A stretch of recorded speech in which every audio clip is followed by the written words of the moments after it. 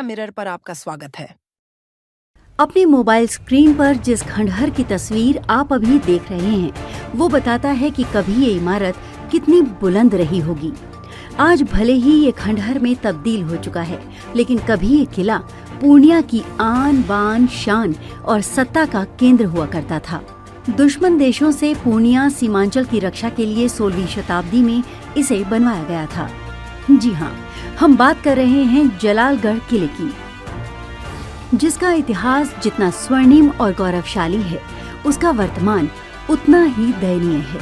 इस किले का खंडहर अब अपने अस्तित्व को बचाने के लिए भी जद्दोजहद कर रहा है, लेकिन जब आप इसकी कहानी सुनेंगे तो आपको इस इलाके का होने में गर्व महसूस होगा।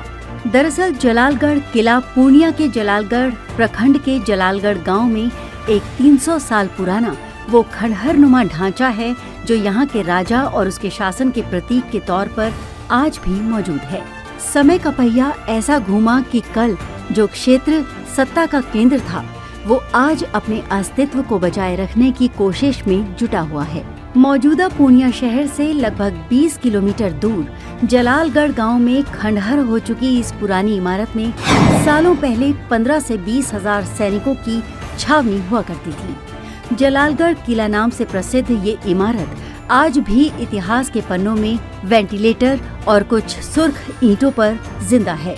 आपके लिए खंडहर देख अनुमान लगाना मुश्किल होगा कि 2.5-3 सदी पहले यहाँ एक विशाल किला हुआ करता था। किले का बचा खुचा हिस्सा लगातार जमीन में धंस रहा है। जंगलों ने उस पर बसेरा बना लिया है और अब जंगली जानवर और नशेड़ियों का अड्डा बन चुका है। इस किले में अंदर जाने का एक रास्ता आज भी हुआ करता था, लेकिन 300 सालों की बदहाली ने उसे भी बंद कर दिया है। किले की कई सीढ़ियां अभी भी बाकी हैं। हालांकि वो जिस हालत में हैं, उन्हें देखकर ये बता पाना कि किले के कौन से कोने में उपयोग किस लिए होता था, आपको जानकर हैरानी होगी कि कोसी नदी के किनारे बना जलालगढ़ किला जहाँ स्थित है, वो जगह पहले एक टापूनुमा जमीन थी।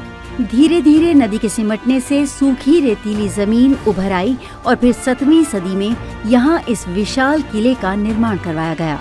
सन 1911 के पूर्णिया जिले के आखिरी गजेटियर में LSS ओमेली ने जलालगढ़ किले का इतिहास दर्ज किया है।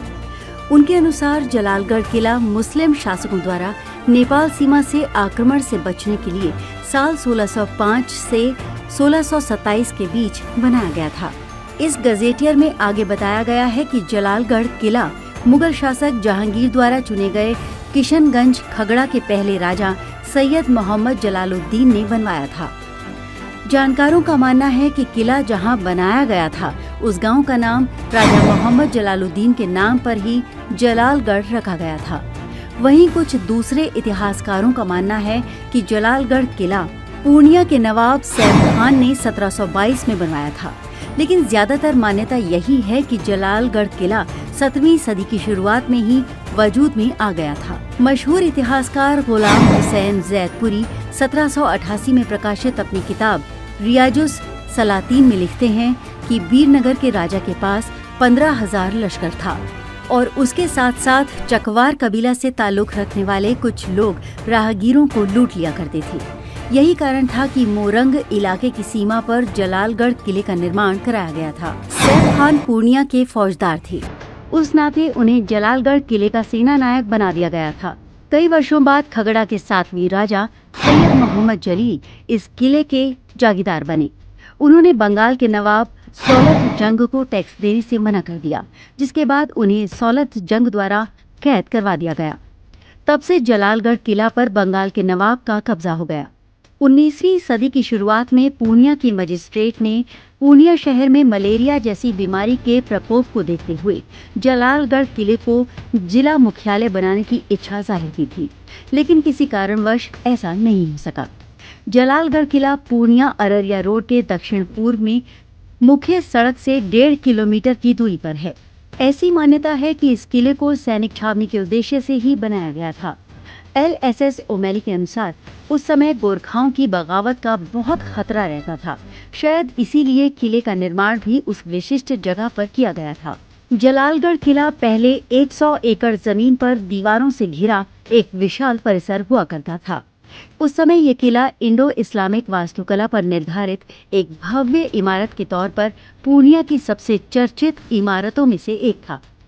पूरब से पश्चिम की तरफ दीवार की लंबाई 550 फीट थी तथा दक्षिण से उत्तर की तरफ की लंबाई 400 हुआ करती थी। दीवारों की चौड़ाई लगभग 7 फीट थी और ये दीवारें 22 फीट ऊंची बताई जाती हैं। किले का मुख्य द्वार पूर्व की तरफ खुलता था, जो करीब 9 फीट ऊंचा और 13 फीट चौड़ा था। किले का एक निकास द्वार भी था, जो 7 फीट ऊंचा और 5 फीट चौड़ा हुआ करता था। ये द्वार दक्षिण की तरफ खुलता था। किले के द्वार पर काठ का भारी चौखट किवाड़ था, जिसे आप मेन गेट कह सकते हैं।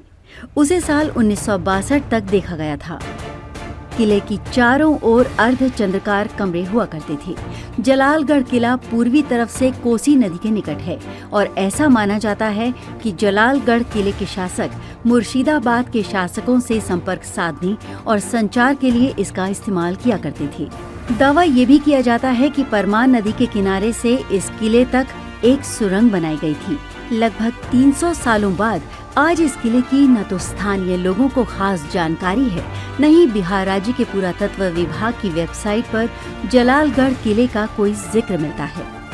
जिस तरह एक समय में पूर्णिया को सरकार ने बदहाल छोड़ दिया था, वैसे ही अब इस किले को भी उसके अस्तित्व की अंतिम लड़ाई पर छोड़ दिया गया है। अगर सरकार चाहती तो इसे तमाम दूसरे राज्यों की तरह हेरिटेज घोषित कर और इसके रखरखाव का बेहतर प्रबंधन कर इसे सीमांचल के बड़े टूरिस्ट हब के रूप में विकसित कर सकते। चैनल को सब्सक्राइब करना ना भूलें। मिलेंगे कुछ और नए रोचक वीडियो के साथ।